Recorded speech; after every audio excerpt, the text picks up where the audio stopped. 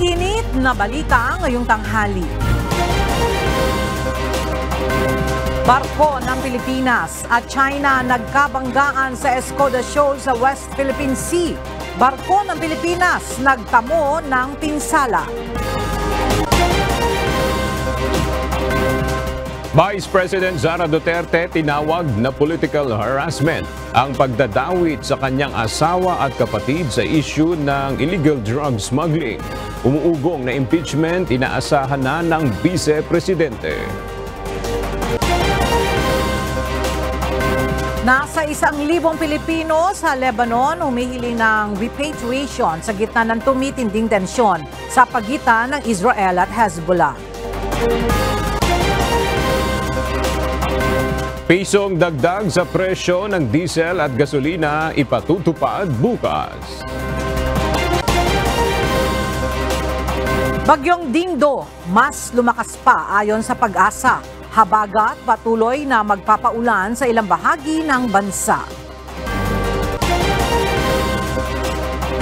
At probinsya ng Batangas at ilang kalapit na probinsya gaya ng Laguna at Cavite apektado ng volcanic smog na ibinubuga ng Bulkang Taal. Magandang tanghali mga kasangbahay. Ngayon po ay araw ng Lunes, August 19, 2024 at una sa mga balita ngayong tanghali.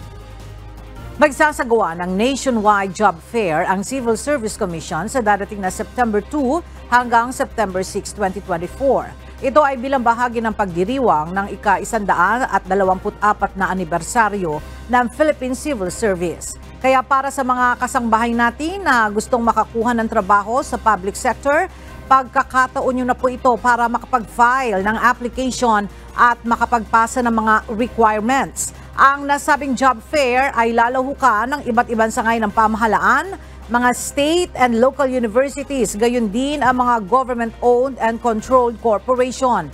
Ang job fair ng CSC ay magaganap sa iba't ibang malls at civic centers sa bansa. Para makita ang listahan ng mga recruiting government agencies, maaaring bisitahin ang PCSA microsite o ang link na makikita sa inyong TV screen. Abiso sa mga motorista, magpapatupad ng oil price hike ang mga kumpanya ng langis bukas araw ng Martes, August 20. Base sa anunsyo ng mga oil company, tataas ng piso at 20 sentimos ang presyo ng kada litro ng diesel. Habang piso naman ang magiging dagdag sa presyo ng gasolina at kerosene. Nauna nang sinabi ng Department of Energy na ang dahilan ng pagtaas ng presyo ng langis ay bunsod pa rin ng geopolitical tensions at pagbaba ng banta ng recession sa ilang malalaking bansa. Patuloy ang Department of Foreign Affairs o DFA na nagbibigay ng tulong upang mapauwi ang ating mga kababayan sa Lebanon. Lalo na ang mga nagnanais bumalik sa Pilipinas para sa kanilang kaligtasan sa gitna ng tumitinding tensyon sa Middle East. Ang detalye sa ulat ni Jed Neresina. Tinatayang 1,000 Pilipino na nakabase sa Lebanon ang nagpahayag ng kagustuhang bumalik sa Pilipinas sa gitna ng tumitinding tensyon sa nasabing bansa sa Middle East ayon sa Department of Foreign Affairs o DFA. Sinabi ni DFA Undersecretary Eduardo De Vega na sa 1,000 Pilipino, kabuuang 356 na individual ang narepatriate na. Samantala mayroon pang tinatayang 11,000 Pilipino sa buong Lebanon at ilan sa kanila ay undocumented. Nauna nang nanawagan ng Embahada ng Pilipinas sa mga Pinoy sa Lebanon na umalis na habang bukas pa ang mga airport o kung hindi man ay humanap ang mga ito ng ligtas na lugar sa labas ng Beirut, South Lebanon at Bekaa Valley. Kaugnay nito nakahanda ang Department of Migrant Workers o DMW na tumulong sa paglikas ng mga Pinoy na apektado ng tensyon sa Lebanon. Ayon kay DMW Secretary Hans Leo Kakdak, tumitingin na rin sila ng posibleng shelters sa Lebanon. Mayroon na ring nasa 13 Pilipino, kasama ang ilang bata ang sinundo ng DMW at Overseas Workers Welfare Administration o OWA mula sa Beirut. Jed Neresina, UNTV News and Rescue. Diyos ang aming sandigan, serbisyo publiko ang aming pinahahalagahan. Kumpiyansa ang Department of Finance na kayang maiangat mula sa kahirapan ang nasa 8 milyong mga Pilipino pagsapit ng taong 2028. At para sa detalye, makibalita tayo kay Nel Maribuhok live.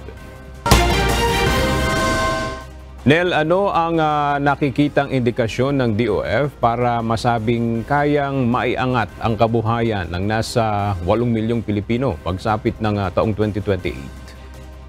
Yes, aga on track ang Administrasyong Marcos sa pagkamit ng single-digit na poverty rate pagsapit ng taon 2028. Ayon kay Finance Undersecretary Dominique Velasquez, ang Pilipinas ay posibleng maging upper middle income country katulad ng Indonesia sa susunod na taon. Ayon sa opisyal na itala sa second quarter ng taon ng 6.3 gross domestic product growth rate mula sa 5.8%. Bumabaan niya ang unemployment rate sa 3.1% kumpara sa 5.1% noong pre-pandemic. Paliwanag pa ng DOF, hindi rin naaapektuhan ng anumang political issue ang naging takbo ng ekonomiya ng bansa. Nananatiling mataas rin ang kumpiyansa ng mga mamumuhunan sa Pilipinas. Katunayan niya nito, nakamit ng bansa ang credit rating upgrade na A- mula sa Rating and Investment Information, highest rating na nakuha sa ngayon ng Pilipinas. Dahil sa bagong credit rating, mas magiging mababa ang halaga ng pag-utang at abot kamay na financing para sa gobyerno, mga negosyo at ordinaryong consumers. Yan muna ang ating update. Balik sa iyo, Aga. Maraming salamat, Nel Maribuhok. Pinweltahan ng Philippine Coast Guard ang pahayag ng China na paglaban sa 2002 Declaration on the Conduct of Parties sa South China Sea ang pananatili ng matagal ng barko ng PCG sa Sabina Shoal. Ayon sa PCG, ang China ang lumalabag sa deklarasyong ito at wala naman itong sinusunod sa nasabing deklarasyon. Ang detalye sa ulat ni Ryan Lacanlale. Kinundi na ng Philippine Coast Guard ang pahayag ng China na labag sa 2002 Declaration on the Conduct of Parties.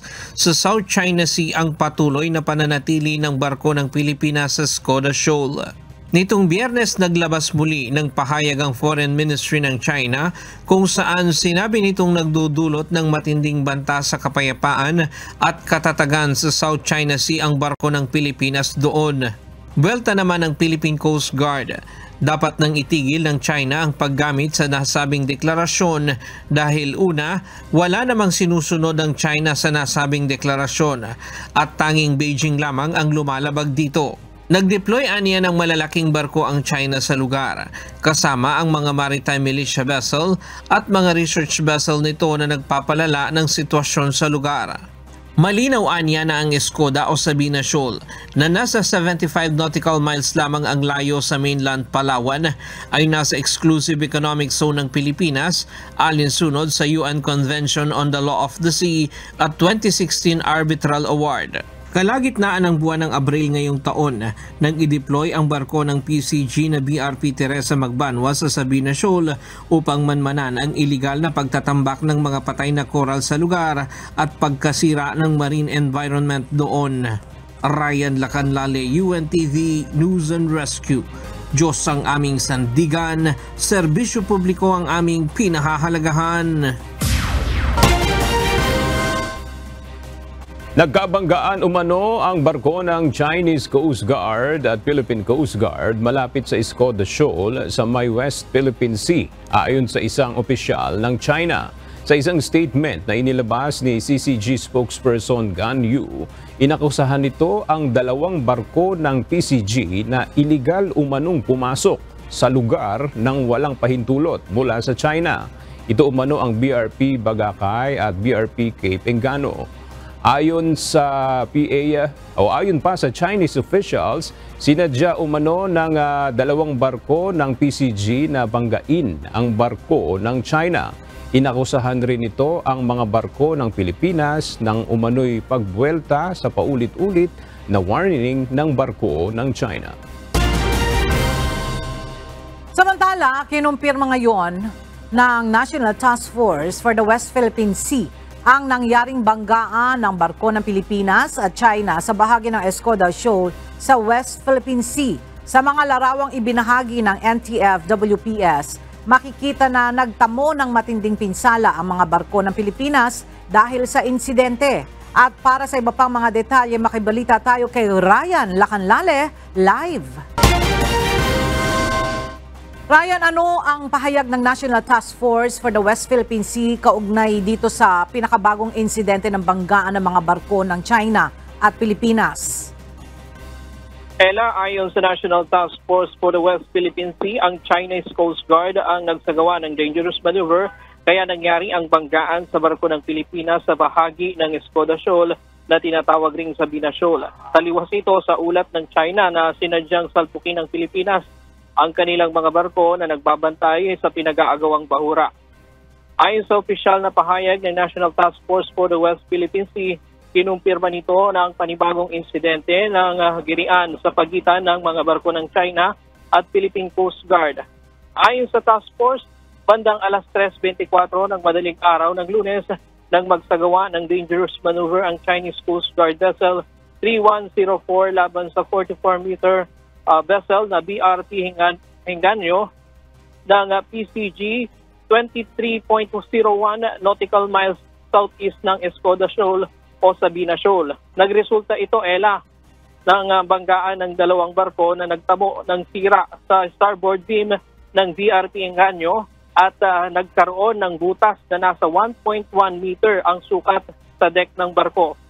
Ilang minuto lamang nakalipas ay bandang alas 3:40 ng madaling araw, ang BRT Bagakay naman ang nakaranas ng agresibong pagmamaniobra ng Chinese Coast Guard ship na may bow number 21551 sa bahagi pa rin ng Escoda.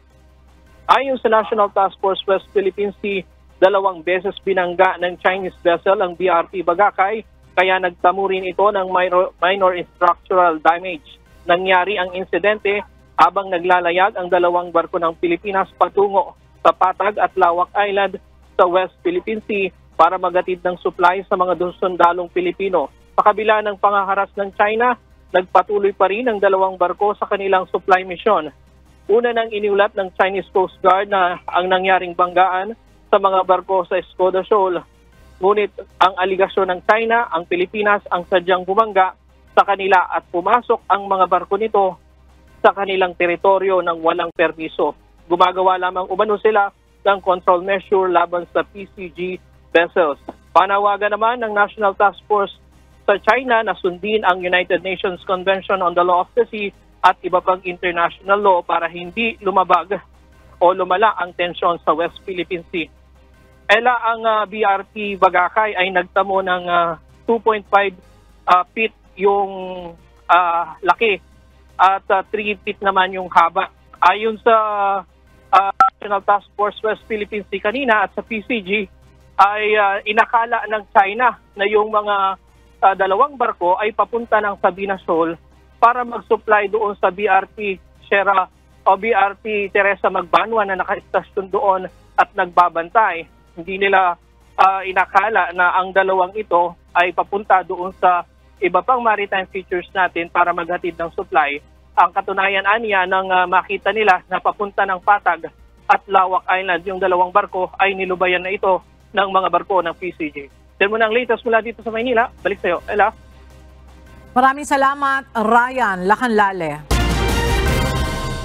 Sinalakay ng mga operatiba ng Bureau of Internal Revenue ang isang vape festival kahapon sa Las Piñas City, kung saan nasabat ang nasa 5,000 vape products na walang internal revenue stamp.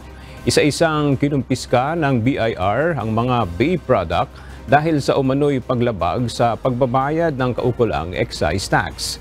Maging ang mga delivery truck na naglalaman ng iba pang produkto ay kasama rin sa kinumpiska ng BIR. Bukod sa raid, magsasagawa pa ng follow-up surveillance ang BIR bunsod umano ng paglaganap ng mga illegal na vape na hindi nagbabayad ng kaukulang buwis sa gobyerno. Walang humarap sa BIR na representative o booth owners sa nasabing raid. Kaya naman, plano ng ahensya na makipag-ugnayan sa mga mismong kumpanya ng nasabing vape products para sa formal na paghahain ng karampatang reklamo. Ni-raid ng mga kawani ng Department of Agriculture at Bureau of Customs ang isang warehouse sa Navotas City na naglalaman ng daan-daang smuggled agricultural products. Ayon sa ulat ng mga otoridad, ang mga produkto sa warehouse ay unang idineklara bilang kimchi at egg tart skins, ngunit nadiskubre na ang mga ito ay sari-saring agri-products gaya ng sibuyas, carrots at kamatis. Ang mga kargamento na nagkakahalaga ng aabot sa 30 million pesos ay walang kaukulang sanitary at phytosanitary permits. Napag-alaman din na ang nasabing warehouse ay nag-ooperate ng walang business permit. Ayon kay Agriculture Secretary Francisco Chu Laurel Jr., otomatikong blacklisted na ang consignee ng naturang smuggled products. Nasa kasalukuyan ay patuloy pang inaalam ang kinaroroonan. Ginamit nilang reason yung egg tart skin tsaka kimchi. Pero actually naman, carrots, onions, tomato. Well, first of all, hindi natin alam kung safe yan, no? Kainin dahil walang papeles, walang health certificate, hindi dumaan sa phytosanitary inspection. So, mahirap na, di ba? Baka may sakit, may peste. 2 truck ng baboy ang naharang sa magkaibang checkpoint ng Department of Agriculture, Bureau of Animal Industry na hinihinalang infected ng sakit na African swine fever. Gabi ng Sabado, August 17, nang maharang ang isang truck sa Commonwealth Avenue sa Quezon City, lulan ang 38 baboy habang ang isa naman ay sa Malanday sa Valenzuela City na may 11 buhay na baboy. Sa inisyal na investigasyon, napag-alaman na recycled ang dalang local shipping permit o LSP ng isang delivery truck. Ang isa naman ay napansing may clinical signs o sintomas na ng ASF ang sakay na mga baboy. Agad na dinala ang mga ito sa quarantine facility ng BAI upang isailalim sa ASF testing. Kaugnay nito, ay mas hinigpitan pa ng DA ang pagbabantay sa mga checkpoint sa Metro Manila upang walang maipuslit na ASF-infected na baboy sa mga pamilihan sa Central at Northern Luzon. Hinamo ng House leaders ang mga personalidad na malapit kay Vice President Sara Duterte na isinasangkot sa operasyon ng iligal na droga na harapin ang mga aligasyon laban sa kanila. Muli ring tiniyak ng mga itong patas ang isinasagawang investigasyon ng House Quadruple Committee. Ang detalye sa ulat ni Rosa Licos. Binigyang diin ng ilang leaders sa Kamara na walang politikang sangkot sa isinasagawang investigasyon ng House Quadruple Committee tungkol sa posibleng ugnayan ng illegal Philippine offshore gaming operations o POGOs, illegal drug trade at extrajudicial killings sa kasagsagan ng anti-drug war ng Duterte administration. Ginawa ang pahayag matapos na sabihin ni Vice President Sara Duterte na political harassment at political attacks ang pag-uugnay sa kanyang kapatid at asawa sa 6 billion pesos na halaga ng drug shipment noong 2018. Nangyari anya ito matapos niyang magbitiw sa gabinete ni Pangulong Ferdinand Marcos Jr. at magsimulang magsalita kaugnay ng administrasyon. Sa kauna-unahang pagdinig ng House Quadcom, idinawit ni dating Customs Officer Jimmy Guban sina Davao City Representative Paulo Pulong Duterte at Attorney Man Scarpio, asawa ng Vice President sa Shabu Trade. Ayon kay House Senior Deputy Speaker, Pampanga Representative Aurelio Dong Gonzales, 2023 pa nagsimula ang investigasyon ng Kamara sa drug bust sa Mexico, Pampanga at nagkataong may ibinunyag sa ugnayan ng umanay drug lords at illegal POGOs. Mayroon din anyang whistleblower na willing magsiwalat ng kanyang nalalaman kaugnay nito. Hinamon din nito si VP Duterte at mga sangkot na harapin na lang ang mga issue at ang Kongreso.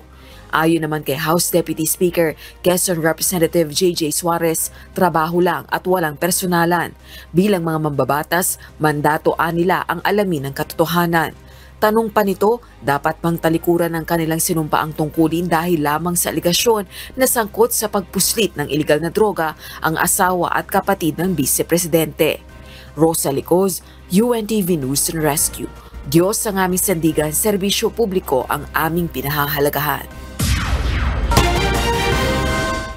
Tinawag na political harassment ni Vice President Sara Duterte ang pandadawit sa kanyang kapatid at asawa sa kaso ng drug shipment noong 2018. Sinagot rin ng Vice Presidente ang umuugong na impeachment complaint laban sa kanya.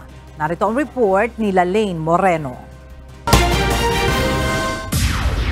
Naniniwala si Vice President Sara Duterte na may kinalaman sa politika ang pandadawit sa kanyang kapatid na si Davao City 1st District Representative Paulo Duterte at asawang si Attorney Man Scarpio sa kaso ng 6 na bilyong pisong drug shipment noong 2018. Sa isang ambush interview sa Davao City noong Sabado, August 17, sinabi ni VP Sara na political harassment ito sa kanyang pamilya dahil na rin sa timing ng paglabas ng issue. Lahat ito ay political harassment, political attacks. Nakikita niyo naman, lumabas siya nung umalis ako sa DepEd, lumabas siya nung nagsasalita na ako kung anong dapat ginagawa natin para sa ating bayan. Ipauubaya na umano niya sa kanyang kapatid at asawa ang pagsagot sa issue. Nauna nang sinabi ni Congressman Paulo Duterte na walang basihan ng mga akusasyon laban sa kanya. Questionable rin anya ang kredibilidad ng testigong nagsalita sa House Quad Committee probe sa drug smuggling issue dahil dati na itong nag-contempt sa Senado dahil sa pagsisinungaling. Samantala, sinagot rin ni VP Duterte ang umuugong ngayong impeachment case laban sa kanya. Anya, inaasahan niya ito ngunit nananawagan siya sa publiko na maging mapanuri at huwag magpapadala sa mga issue sa politika. Ang impeachment, at naririnig naman namin lagi yon base sa mga sinasabi ng mga kaibigan doon sa loob. Expected na natin yan dahil mainit nga ang politika ngayon dito sa ating bayan. Pero inuulit ko, sana ay hindi madala ang ating mga kababayan sa ingay ng politika. Muli ring sinabi ni VP Sara na hindi na sila nagkakausap ni Pangulong Ferdinand Marcos Jr. kaya hindi niya alam kung ano ang estado ng kanilang ugnayan. Wala akong label sa relationship namin ngayon. Hindi na kami nagkikita, hindi na rin kami nagkakausap. Kamakailan ay nakitang magkakasama sa Davao City sina VP Sara, Congressman Paulo, Mayor Baste at ang kanilang ama na si dating Pangulong Rodrigo Duterte at ina na si Elizabeth Zimmerman. Ayon kay VP Sara, natalakay nila ang planong pagpapadrug test bilang tugon sa mga hamon, ngunit wala umano silang pinag-usapan tungkol sa politika. Lane Moreno, UNTV News and Rescue. Diyos ang aming sandigan, serbisyo publiko ang aming pinahahalagahan. Humihingi na ng paumanhin si Senator Bato de la Rosa kay Antipolo Congressman Romeo Acop matapos itong akusahan ng senador ng pagiging oportunista. Paglilinaw pa ni Senator Bato, hindi si Kong Acop ang kanyang pinatutungkulan ng kanyang naunang pahayag. Mula sa Senado, may report si Asher Cadapan Jr. live. Asher, ano ba yung pinag-ugatan ng issue na ito? Aga pinagtatakahan ni Senador Ronald Bato de la Rosa kung bakit nagbigay ng reaksyon si Antipolo City Representative Romeo Acop. Nilinaw ng Senador na ang iba niyang kasamahan sa House of Representatives ang tinutukoy niyang oportunista mula doon sa kanyang nauna ng pahayag noong Biyernes, August 16. Ito ay matapos sa anyang mabilis na nagbago ang isip at panig ng ilang mambabata sa war on drugs kasunod sa pagpapalit ng administrasyon. Kasunod ang pahayag ng senador ay tinawag ni Acop si De La Rosa na totoong oportunista at lapdog o sunod-sunuran kay dating Pangulong Rodrigo Duterte. Sa kabila nito, sinabi ng senador na nirerespeto niya ang pahayag ni Acop.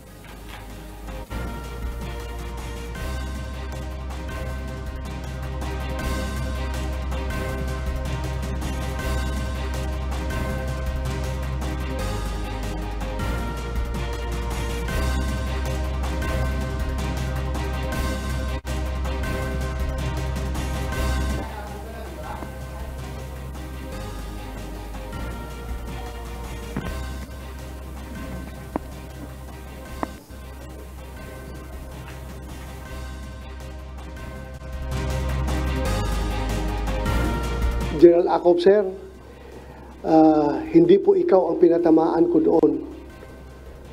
You were never sip-sip the Duterte administration. I never heard you sang praises for the war on drugs that we waged during the Duterte administration. Kaya nagtataka lang po ako bakit ka nagre-react. Hindi po ikaw ang pinatamaan ko doon, sir. Yung iba po, hindi po ikaw. Dagdag pa ni dating Philippine National Police Chief Bato de la Rosa, mataas ang respeto niya kay former General Acop, lalo pat kasama niya ito sa Philippine Military Academy o PMA. Isaan niya si Acop na sa hinahangaan niya na kasamahan sa PMA na naging mambabatas at hindi niya rin ugali ang manita o mambastos ng upper class PMA.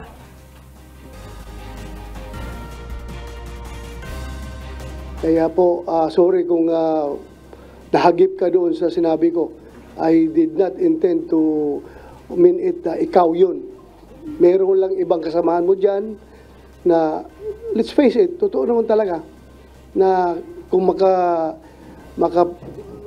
sing ng praises towards Duterte and the war on drugs before, ay ngayon kung makatira sa war on drugs, wagas. Aga plano rin ni Senador De La Rosa na kausaping direkta si Congressman Romeo Acop upang linawin ang kanyang pahayag laban nga sa ilang kongresista. Yan muna ang latest. Balik sa iyo, Aga. Maraming salamat, Asher Cadapan Jr. Naglabas ng direktiba ang pamunuan ng Philippine National Police kaugnay sa mas mabilis na pagtugon ng pulisya sa bawat emergency call. Base sa kautusan ni PNP Chief General Romel Marbil, hindi dapat lalagpas sa 3 minuto ang response time ng mga pulis upang masiguro ang kaligtasan ng publiko. Mula sa Camp Crame, may report si Lea Ilagan live. Lea, ano ang mahigpit na direktiba ng PNP Chief tungkol dito sa 3-minute response time ng mga pulis? Magandang tanghali sa iyo, Ella. Prioridad nga ng pambansang pulisya ang seguridad ng publiko. Kaya naman, naglabas na ng direktiba si PNP Chief Police General Romel Francisco Marbil sa lahat ng unit at tauhan ito na siguruhin na makakaresponde sa bawat tawag ng emergency sa loob lamang ng 3 minuto. Ayon kay General Marbil, deserve ng publiko ang mabilis na aksyon at maayos na police response. Layo nito na maramdaman ng publiko na ligtas sila sa lahat ng oras at mayroon silang police force na maaasahan.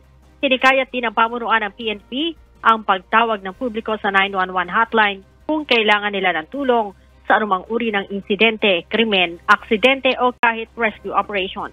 Noong nakaraang Biyernes nga, Ella, inilunsad ng PNP ang pinalakas na emergency 911 na siyang pumalit sa Patrol 117 ng pambansang pulisya. Ella? Alright, maraming salamat, Lea Ilagan. Nagsagawa ng White Coat Rally ang ilang grupo ng medical professionals laban sa gagawing paglilipat ng second tranche ng pondo ng Philippine Health Insurance Corporation o PhilHealth sa National Treasury na nakatakda sa Miyerkules, August 21. Mula sa Maynila, makibalita tayo kay Dante Amento live. Dante, magkano yung second tranche ng pondo ng PhilHealth na nakatakdang ilipat sa National Treasury?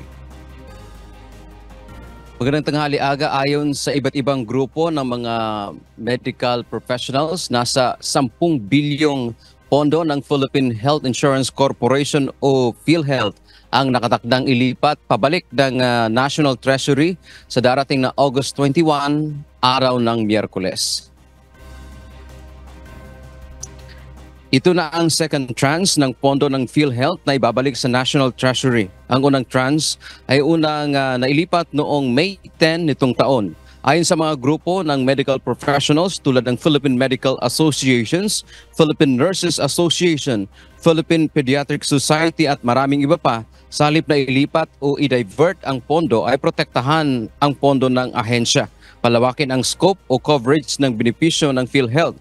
Paliwanag ng mga ito, ang paglipat ng pondo ng PhilHealth ay apektado ang lahat ng Pilipino, lalo na yung mga mahihirap na umaasa lamang sa tulong mula sa gobyerno. Nasa 44% anya ng health expenses o mga gastusin ng mga Pilipino ay galing sa kanilang mismong bulsa.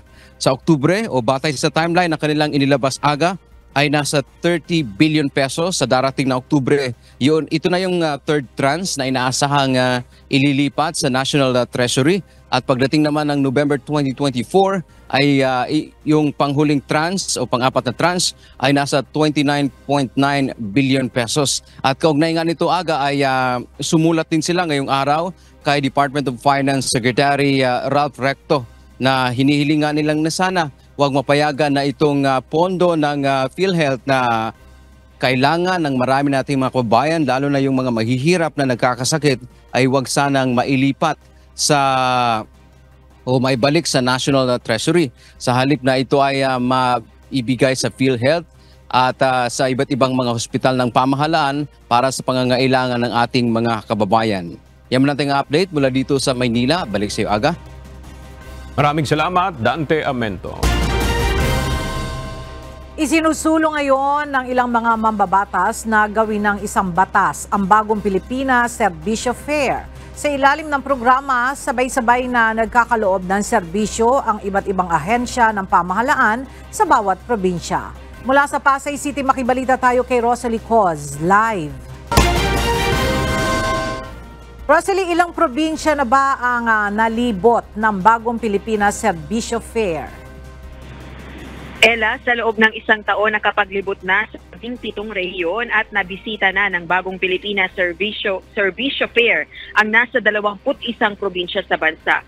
Ilalim ng programa, sabay-sabay na nagkakaloob ng serbisyo ang iba't ibang ahensya ng pamahalaan sa bawat probinsya, gaya ng aid distribution at one-stop shop ng mga social service na ipinagkakaloob ng mga kagawaran at ahensya ng pamahalaan.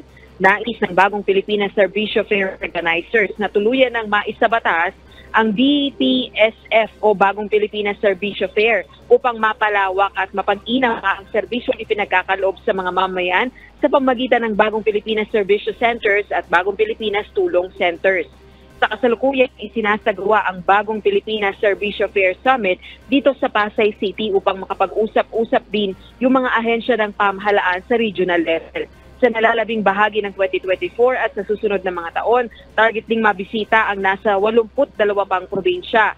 2.5 million na mga pamilya na ang napagserbisyuhan ng Bagong Pilipinas Serbisyo Fair at nagkakahalaga ito ng 10 bilyong pisong tulong pinansyal, proyekto at mga serbisyo. Balik sa iyo, Ella. Maraming salamat, Rosalie Coz. Bagaman posibleng sa Oktubre pa magsisimulang maramdaman ang epekto ng La Nina phenomenon, ngayon pa lamang ay naghahanda na ang Department of Social Welfare and Development sa gagawing pamamahagi ng relief packs sa ating mga kababayan na posibleng masalanta ng kalamidad. Mula sa Quezon City, alamin natin ang balita kay JP Nunez live. JP, gaano ba kahanda ang DSWD sa posibleng epekto ng La Nina? Aga, ayon sa Department of Social Welfare and Development o DSWD, kahit sa mga liblib na lugar ay meron umanong mga nakapreposition ngayon na family food packs. Kaya nakahanda umano ang ahensya sa posibleng epekto ng La Nina at iba pang natural disaster para makapagbigay ng ayuda. Ipinaliwanag kanina ni DSWD Secretary Rex Gatchalian na merong nasa 2 million family food packs ang inihahanda o ang nakahanda sa mga local government units sa bansa. Nung nananalasaan niya ang bagyong Karina, agad silang nakapaghatid ng family food packs. At sa loob lamang anya ng 3 linggo ay napalitan kaagad ang mga ito na nasa 1.5 million family food packs na naipamahagi sa mga naapektuhan. Kabilang sa pinaghahandaan ngayon ng DSWD ang posibleng epekto ng bagyong Dindo, lalo na sa Batanes. Gayon din anya ang posibleng epekto sa mga residente ng volcanic smog mula sa Bulkang Taal. Ayon sa kalihim, tuloy-tuloy ang kanilang ginagawang repacking ng mga family food pack at paghahatid nito sa mga strategic locations upang agad mai-distribute sa mga magiging biktima ng posibleng sakuna. Yan muna ang ating latest live. Balik sa iyo, Aga. Maraming salamat, JP Nunez. Mas lumakas pa at isa na ngayong tropical storm ang bagyong Dido. Base sa monitoring ng Pag-asa, huling namataan ang sentro ng bagyo sa layong 640 kilometers ng northeast ng Itbayat, Batanes. Taglay nito ang lakas ng hangin na aabot sa 65 kilometers per hour at may pabugso na 80 kilometers per hour. Kumikilos ang bagyo sa direksyon ng northeastward sa bilis na 10 kilometers per hour. Gayunman, walang nakataas na tropical cyclone wind signal sa alinmang bahagi ng bansa. Samantala, apektado naman ang habagat ang dulong hilagang bahagi ng bansa. Kaya't asahan pa rin ang mga pag-ulan ngayong maghapon, lalo na sa Batanes at Babuyan Island.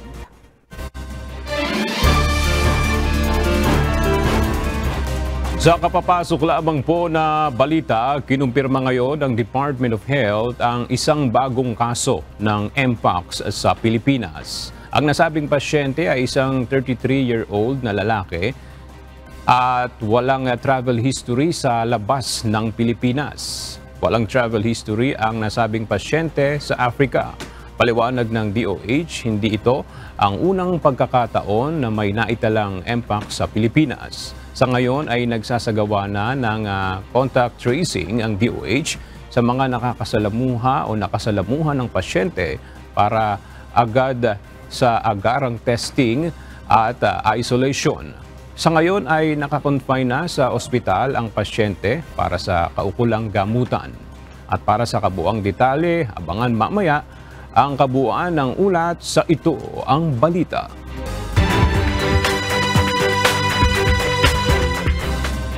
Patuloy pa rin nararanasan ngayon sa probinsya ng Batangas at ilang pang kalapit na probinsya gaya ng Laguna at Cavite ang makapal na volcanic smog na ibinuga ng Bulkang Taal. Nauna nang sinuspinde ang pasok sa ilang mga paaralan dahil sa epekto ng VOG. Mula sa Tanawan, Batangas, makibalita tayo kay Lynette Bahe live. Lynette, kumusta na ang sitwasyon dyan sa Tanawan at ano na ang ginagawa ng lokal na pamahalaan para mapaalalahanan ang mga residente dyan ukol sa epekto ng VOG? Magandang tanghali, Ella. Nagsagawa ng iba't ibang paghahanda ang mga lokal na pamahalaan upang matulungan ang ating mga residenteng maapektuhan ng volcanic smog. Una nga dyan ay naglabas sila ng mga abiso at impormasyon sa pamamagitan ng ating mga social media upang ipaalam ang sitwasyon at mga panganib na dulot ng smog. May mga evacuation centers na nakahanda rin para sa mga residente na nangangailangan ng mas ligtas na lugar. Umabot sa mahigit 3,000 tonelada na sulfur dioxide o asupre ang ibinuga ng Taal Volcano nitong weekend. Ayon kay Maria Antonia Vornas, Chief Volcano Monitoring and Eruption Prediction Division, ang mabagal na hangin na sanhi kung bakit nakararanas na smog o VOG sa lalawigan ng Batangas. Ganon din sa iba't ibang lugar sa Metro Manila, Laguna at Cavite. Bunsod ng smog, nagkansela ng klase sa Batangas at Caratic Probinsya upang makaiwas sa epekto ng smog sa kalusugan lalo na ng may mga sakit na asthma. Samantala, pinayuhan ng mga lokal na pamahalaan ng publiko na manatili lamang sa loob ng kanilang mga tahanan at gumamit ng N95 face mask kapag lalabas. Patuloy ang monitoring ng mga eksperto sa bulkan at mga ahensya ng PHIVOLCS upang masubaybayan ang sitwasyon at magbigay ng mga rekomendasyon. Hinihikayat ang lahat na manatiling updated sa mga anunsyo mula sa mga otoridad at sundin ang mga payo upang mapanatili ang kaligtasan sa kabila ng patuloy na aktibidad ng Bulkang Taal. Ella, sa ngayon ay aasahan pa rin na baka may patuloy pang volcanic smog dahil ayon sa forecast ng ating Weather Bureau o Pag-asa ay mahina ang hangin sa Southern Tagalog at wala tayong masyadong wind speed dito sa aming rehiyon. Kaya sa ating mga kababayan sa paligid ng Taal Volcano, mangyari lamang na manatili sa loob ng ating mga bahay at ngayong nararanasan ng matinding volcanic smog. Yan muna ang update mula dito sa Batangas. Balik sa'yo, Ella. Nais lamang po namin itama ang aming ulat na si Lynette Bahay po ay nag-uulat mula sa Balete, Batangas. Maraming salamat sa iyo, Lynette. Nanganganib ngayong gumuho ang mga bahay ng nasa 20 mga pamilya sa Arayat, Pampanga matapos na masira ang slope protection sa may barangay Kandating. Ayon sa Municipal Disaster Risk Reduction and Management Office ng Arayat, nagresulta ang pagguho ng lupa bunsod ng Bagyong Karina na pinalakas ng habagat at malalakas na pag-ulan nitong mga nakaraang araw. Mula sa Arayat, Pampanga, humingi tayo ng update kay Leslie Widem Live. Leslie, ano na ang sitwasyon ng mga residenteng apektado niyang gumuhong slope protection? Yes, Aga. Ayon kay kandating barangay chairman Marley Pineda, nasa 110 meters na at 50 centimeters yung haba at lalim nitong gumuhong lupa. Nasa 3 pamilya na ang inilikas sa iba't ibang mga lugar.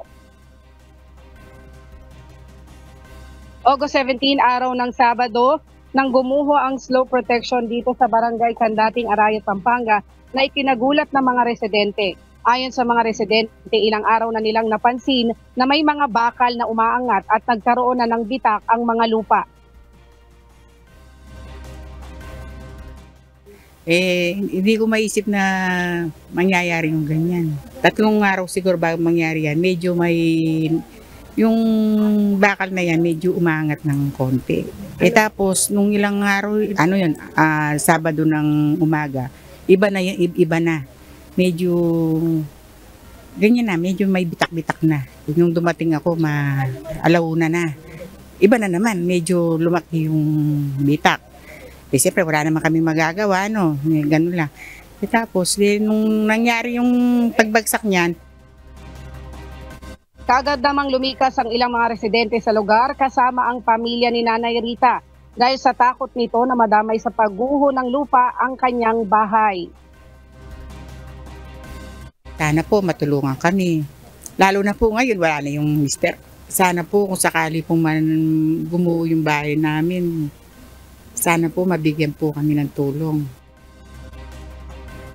Ayon naman sa Municipal Disaster Risk Reduction and Management Office o MDRRMO Arayat, lumambot ang lupa sa gilid ng mga sheet piles sa slope protection bunsod ng mga nararanasang mga malalakas na pag-ulan.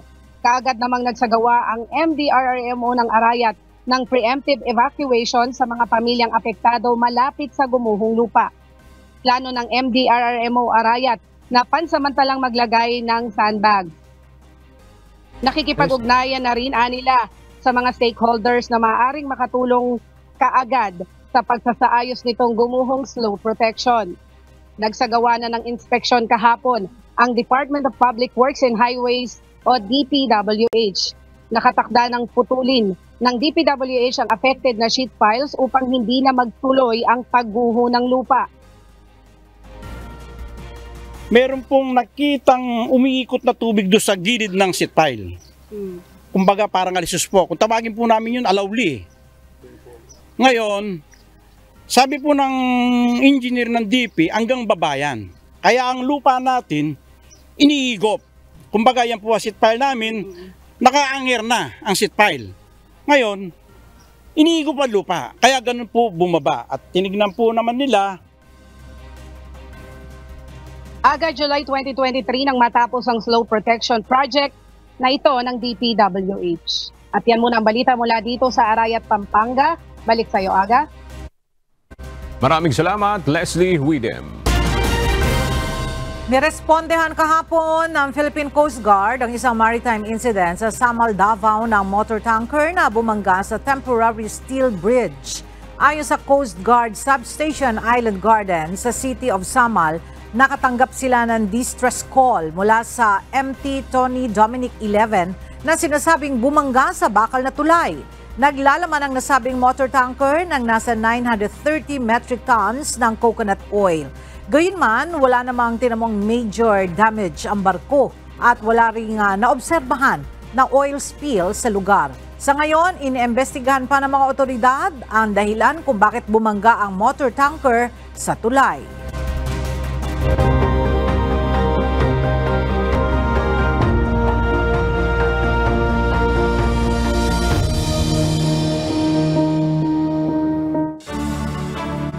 Tuloy-tuloy ang isinasagawang bloodletting activity ng Members Church of God International sa abroad dahil sa malaking demand ng dugo.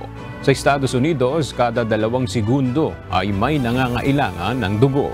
Sa Pilipinas, nagsasagawa naman ng weekend blood donation drive ang MCGI upang tugunan ang pangangailangan sa emergency situation at matulungan ang mga may malulubhang karamdaman.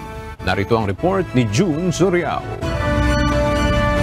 There's no substitution for blood. There's no artificial blood.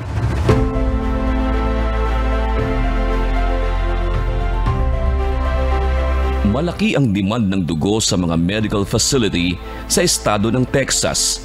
Ang Texas ang isa sa pinakamataong lugar sa South Central region ng United States. Sa North, Central at East ng Texas pa lamang, nagdo-double effort na ang mga blood collection center para makakuha ng mga donor dahil sa mahigpit na pangangailangan sa dugo. Sa bawat 2 segundo, may nangangailangan ng dugo. We need roughly 1,500 donors a day in order to meet our community's needs.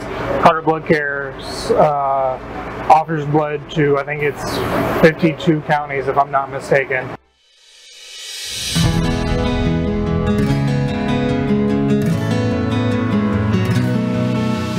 Regular partner na ng isang independent blood care center sa kanilang mobile drive, ang MCGI Dallas, Texas chapter.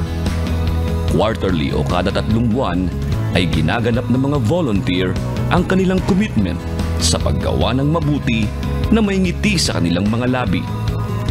It's only take a pint of you to save somebody's life. And y'all welcome us with open arms, smiles, and it's well worth it. Every step is well worth it. Ang nurse na si Ruth Flores, maraming beses nang sumubok na mag-donate ng dugo. Ngunit madalas siya ay bigo. Actually, nakailang try na ako. Laging nade-decline. Nahirapan sila sa vein ko. Katulad kanina, medyo nahirapan siya. Pero finally, nakuha naman. Ang kanyang karanasan ang isa sa mga nagtulak sa kanya upang magdugtong din naman ng buhay sa iba. Napunta ako dun sa point na ang normal blood kasi nasa 9 yan. Sa mga taong hindi nakakaalam, 9 dapat at least ang dugo mo para maging okay ka. Yung dugo ko that time is 5.4. So kalahati halos nung normal. Kaya naramdaman ko yon na kung hindi ako mabibigyan ng dugo, pwedeng mamatay na ako. Kaya ramdam ko yung sinabi ni Kuya na pagdudugtong ng buhay talaga yung dugo.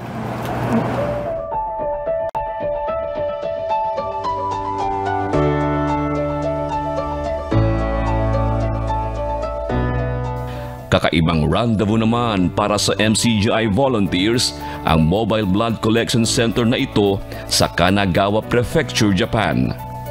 Imbis na iukol ang oras sa pamamasyal at iba pang recreational activities sa kanilang day off, pinili ng grupo na magbigay ng dugo para sa mga nangangailangan.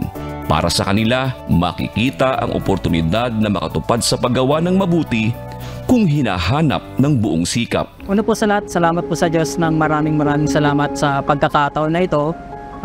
Totoo po na hinahanap po natin ng mga ganitong pagkakataon kasi part po ng tungkulin natin ito bilang Kristiyano na tayo ay magbigay ng tulong sa mga nangangailangan. Siyempre po, katulad ng iniaral sa atin ni Kuya, na sa isang maliit na paraan na ito, nakakapagbahagi tayo ng buhay natin, na ibibigay natin ang buhay natin sa ating kapwa, sa ating mga kapatid, na kung sakaling mangailangan sila ng dugo, meron silang makukuhaan ng dugo. Ayon kay Yamazaki Tomohisa ng Blood Promotion Division ng Japan Red Cross, bukod sa mga emergency gaya ng aksidente, 80% ng pangangailangan sa dugo ay para sa mga may malubhang karamdaman gaya ng leukemia. Malaking bagay anya ang mga regular na donors gaya ng ginagawang ito ng MCGI.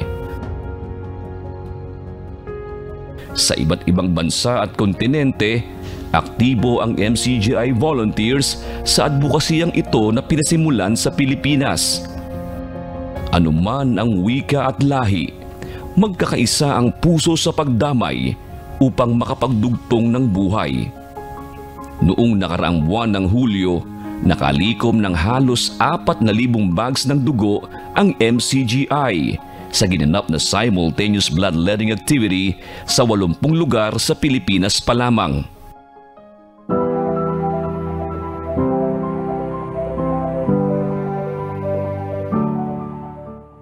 Upang maging sustainable itong ginagawang ito ng MCGI ay every week may mga local chapter na naka-schedule para sa isang bloodletting activity.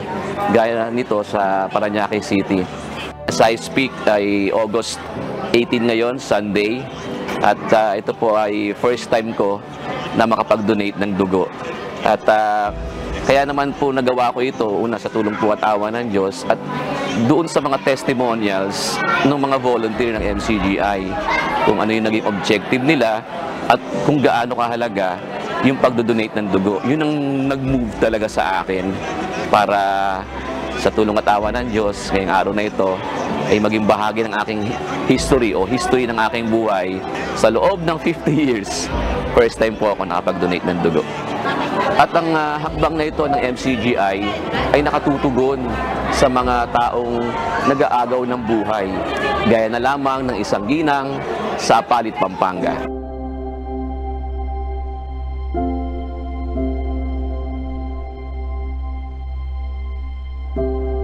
Hindi malilimutan ni Rafael Cordes nang malagay sa panganib ang buhay ng kanyang asawang si Cherry dahil sa sakit na T-cell lymphoblastic leukemia.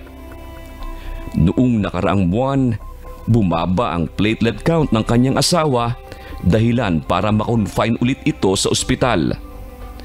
At dahil sa dami ng dugo na kailangan, kaya ginawa namin, nag-post na lang kami sa social media, nagpatulong kami sa mga kaibigan, mga kamag-anak namin, share post hanggang sa yun yung pamangkin ko is nag-aaral dito sa La Verdad, sa one of the schools ng MCGI. Siguro parang sa mga kaibigan na rin nila, nag-connect, nakakuha kami ng dugo sa MCGI. Na within that day, naisalin sa kanya. Kasi pagkatawag, pagkabigay ng endorsement, pinikap na lang namin sa JBL.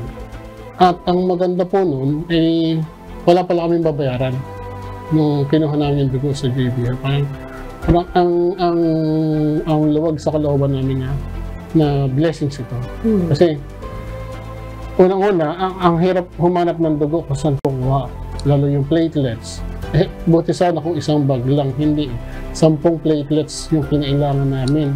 Tapos hindi pa ako member ng MCGI, nabigyan ng dugo. Kumbaga, ang laking tulong po sa akin. Kasi hindi ako member, pero naging kumbaga beneficiary ng dugo. Nagpaabot din ng pasalamat si Cherry sa mga taong hindi man niya nakita ng mukhaan, ngunit bukas ang palad na umalalay sa kanyang kalagayan.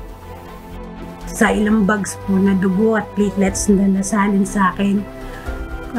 Maraming salamat kung kanino man yun. Sabi nga namin, naglulokang kami.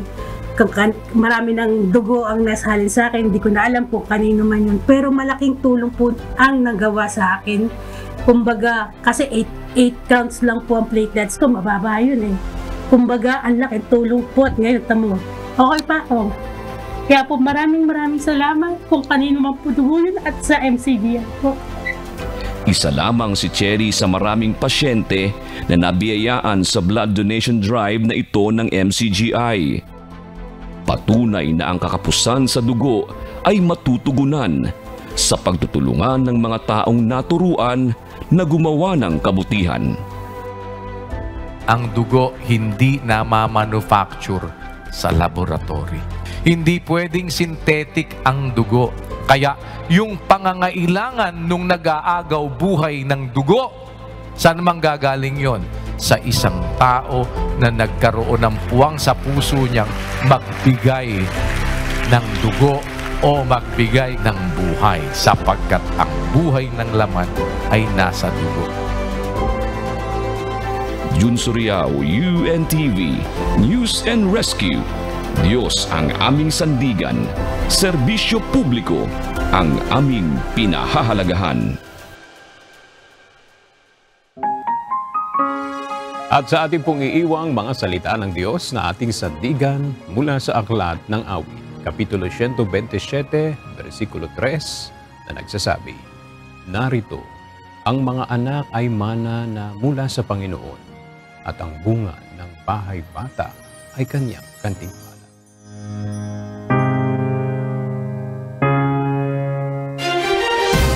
At yan ang mga balitang aming tinutukan at inaksyonan dahil sa aming pagbabalita, una, ang pagkalinga sa kapwa. UNTV C News, may balita saan mang panig ng daigdig.